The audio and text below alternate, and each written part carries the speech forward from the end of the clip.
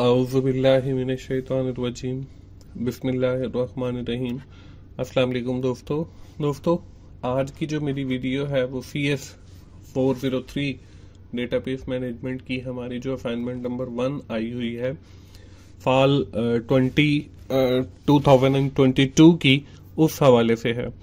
तो चलिए दोस्तों, हम लोग अपनी असाइनमेंट शुरू करते हैं। इसमें जो है हमें एक केस दिया गया है, इसको हम थोड़ा सा पढ़ लेते हैं क्योंकि हमारी जो असाइनमेंट की रिक्वायरमेंट्स हैं, अगर हम इस केस को नहीं पढ़ेंगे तो वो हमें समझ नहीं आएंगी। तो दोस्तों, इसके अंदर हमें दिया गया small cable operating firm require a software system for their telephone based customer complaint system. कि एक केबल कंपनी है, उसको अपने कस्टमर की कंप्लेंट को हैंडल करने के लिए एक सॉफ्टवेयर चाहिए। Complaint can be two type, customer service based complaint and content based complaint. दो किस्म की कंप्लेंट होंगी, एक आपकी कस्टमर सर्विस की और दूसरा कंटेंट बेस्ड की। All complaint related to the single leakage and consumer service belong to the customer service complaint, and content based complaint will include the commercial limits for the children programming and indicacy and occupancy of non-cable channel. A customer can generate multiple complaints. All complaints received via telephone call will be entered by the operator in the system. Each complaint will be assigned a unique ID. The complaints are gathered area wise and each area have complaint technician.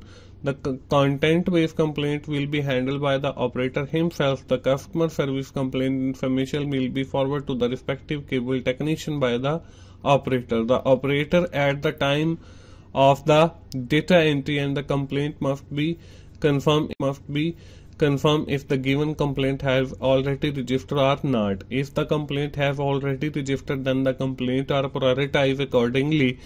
At the end of the working day, the cable technician send the status of all complaint to the operator. The operator will update the customer about their complaint status.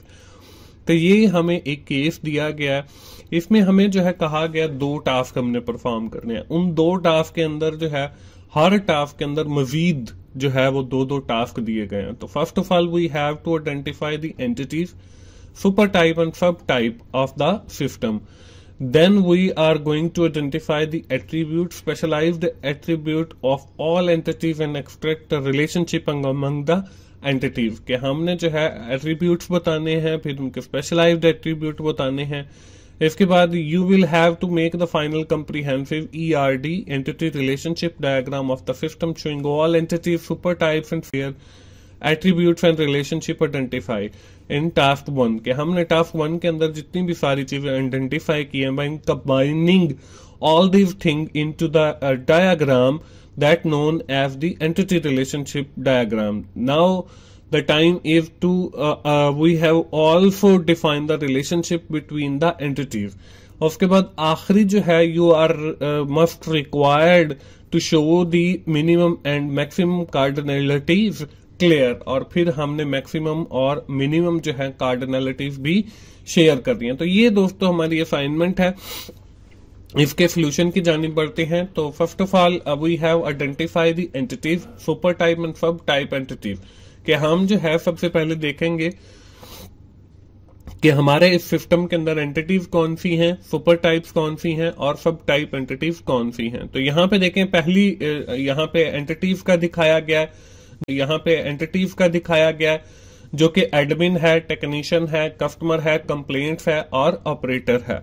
तो दोस्तों, ये जो मुझे समझ आई वो मैंने entities यहाँ पे लिख दी हैं। तो अगर इसके अंदर कोई और एंटिटीज बनती हैं तो आपने उनको खुद से भी राइट डाउन कर लेना है। जरूरी नहीं है कि आपने इसी ही सोल्यूशन के ऊपर जो है वो फोकस करना है।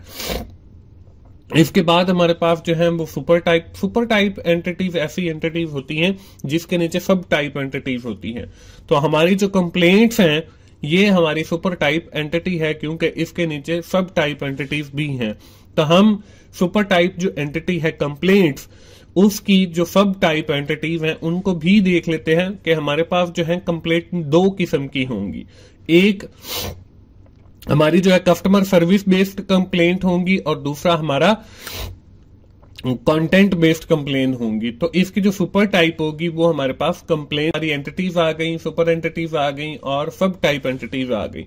अब हमने इनको जो है ग्राफिकली भी रिप्रेजेंट करना है। तो यहाँ पे देखें, ये एडमिन की एंटिटी आ गई, उसके बाद टेक्नीशियन की एंटिटी आ गई, उसके बाद कस्टमर की आ गई, उसके बाद हमारे पास कंप्लेंट की आ गई और कंप्लेंट्स के बाद ऑपरेटर की आ गई। इसके साथ ही हम लोगों ने सुपर टाइप एंटिटीज और सब टाइप एंटिटीज को भी डिफाइन किया है। तो सुपर टाइप एंटिटीज में हमारे पास कंप्लेंट है, तो कंप्लेंट के साथ देखें एक सर्विस बेस्ड कंप्लेंट है और दूसरी जो है हमारे पास कंटेंट बेस्ड कंप्लेंट है। तो ये इस तरीके से हमने ग्राफिकली भी शो कर रहा है। दोस्तों आपको बताता चलूं कि मेरा एक और YouTube चैनल है जिसका नाम 24 आवर 7 टीचर्स ऑनलाइन है। उसके ऊपर मेरे ये डेटाबेस के लेक्चर्स भी कुछ अवेलेबल हैं, आप वहां पे जाएं और इनसे फायदा भी उठा सकते हैं।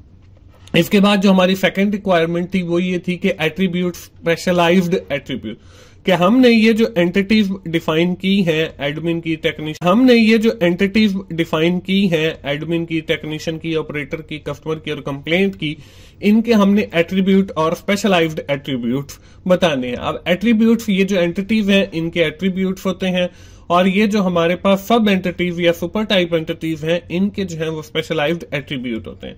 तो यहां पे देखें, हमने एंटिटीज के पहले एट्रीब्यूट लिखने हैं। एडमिन है, एडमिन का आईडी होगा, एडमिन का पासवर्ड होगा, एडमिन का नाम होगा।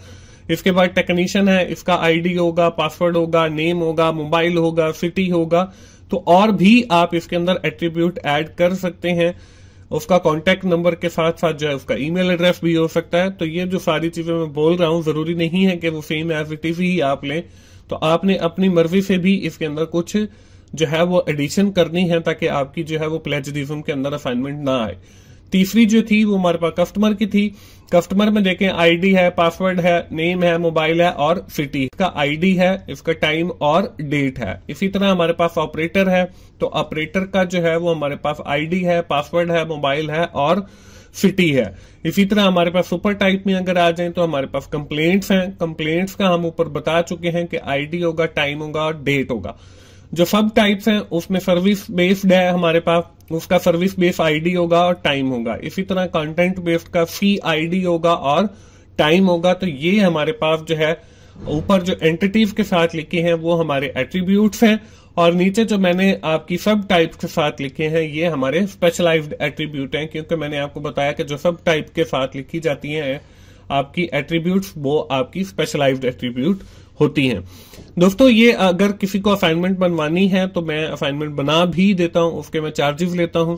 तो आप लोग जो है 0301685216 पे जो है वो राब्ता कर सकते हैं। ये मेरा व्हाट्सएप का नंबर है, आपको इस वीडियो की डिस्क्रिप्शन में भी मिल जाएगा। तो आगे बढ़ते हैं। आगे जो है वो हमें बताया गया कि हमने जो एट्रीब्यूट्स डिफाइन किए हैं, with the help of these attribute हमने एंटिटी डायग्राम बनानी है। अब ये जो एंटिटी डायग्राम है, यहाँ पे एंटिटी रिलेशनशिप डायग्राम बेसिकली होता है, लेकिन अभी फॉर अ टाइम बीइंग हम लोग एंटिटी डायग्राम बना रहे हैं कि हमने जो पीछे एंटिटीज आइडेंटिफाई की हैं, एट्रीब्यूट्स आइडेंटिफाई किए हैं, उनको जो है हम अपनी एंटिटीज के साथ ज्वाइन करेंगे।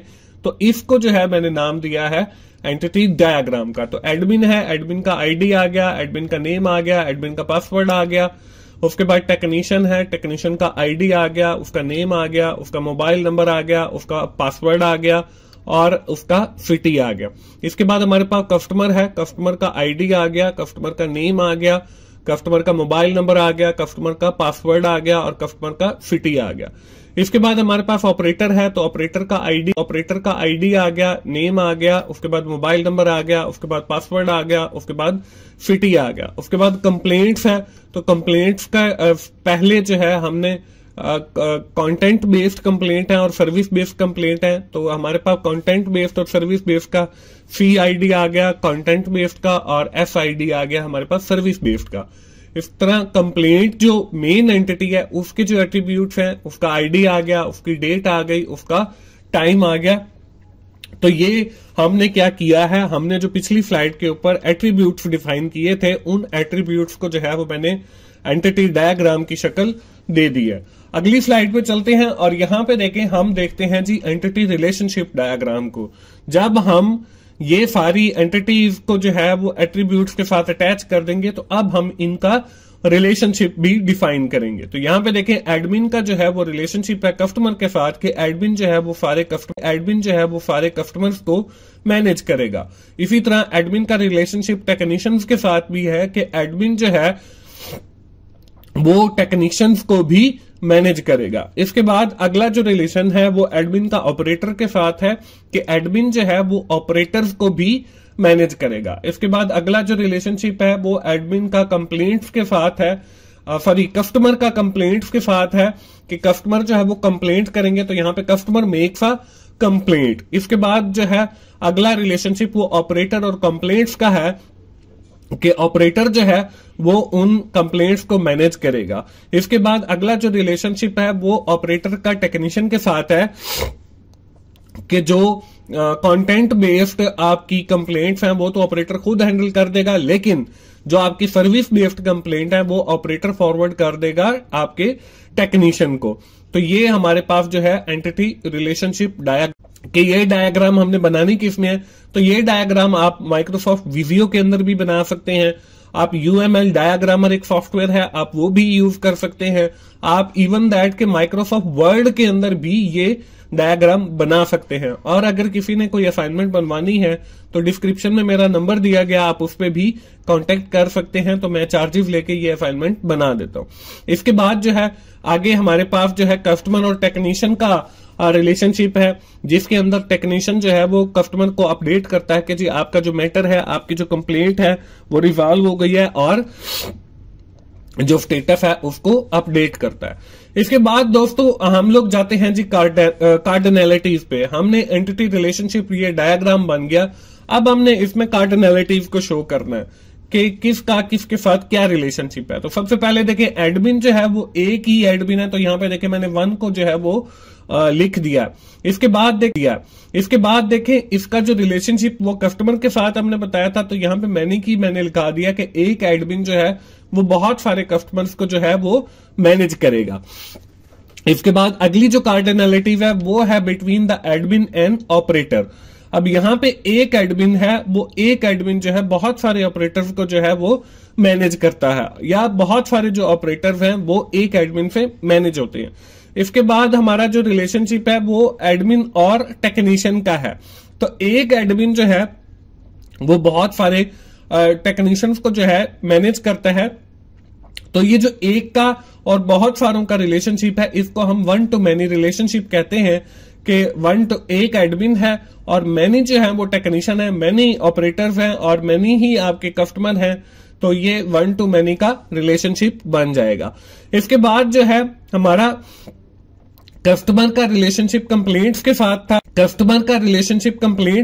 था, तो बहुत सारे जो कस्टमर है वो बहुत सारी भी कंप्लेंट कर सकते हैं, और एक कस्टमर जो है वो एक कंप्लेंट भी कर सकता है। तो यहाँ पे 1 to 1 का रिलेशनशिप भी बन सकता है और मैनी टू मैनी का रिलेशनशिप भी बन सकता है।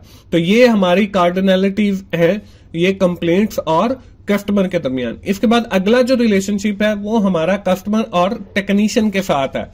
जब किसी भी कस्टमर की जो कंप्लेंट है वो रिजॉल्व हो जाएगी, तो वो ये देखें कि बहुत सारे जो कस्टमर हैं वो बहुत सारे टेक्नीशियन से जो है राब्ता कर सकते हैं, या बहुत सारे जो टेक्नीशियन हैं वो बहुत सारे कस्टमर्स की जो है कंप्लेंट को जो है वो रिजॉल्व कर सकते हैं, या एक टेक्नीशियन जो है वो एक कस्टमर की कंप्लेंट को रिजॉल्व कर सकता है।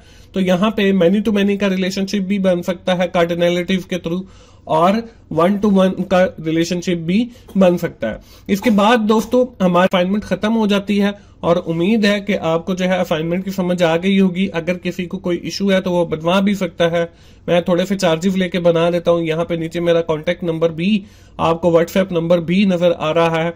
दोस्तों मिलते हैं अगली किसी असाइनमेंट सोल्यूशन के साथ या GDB के सोल्यूशन के साथ।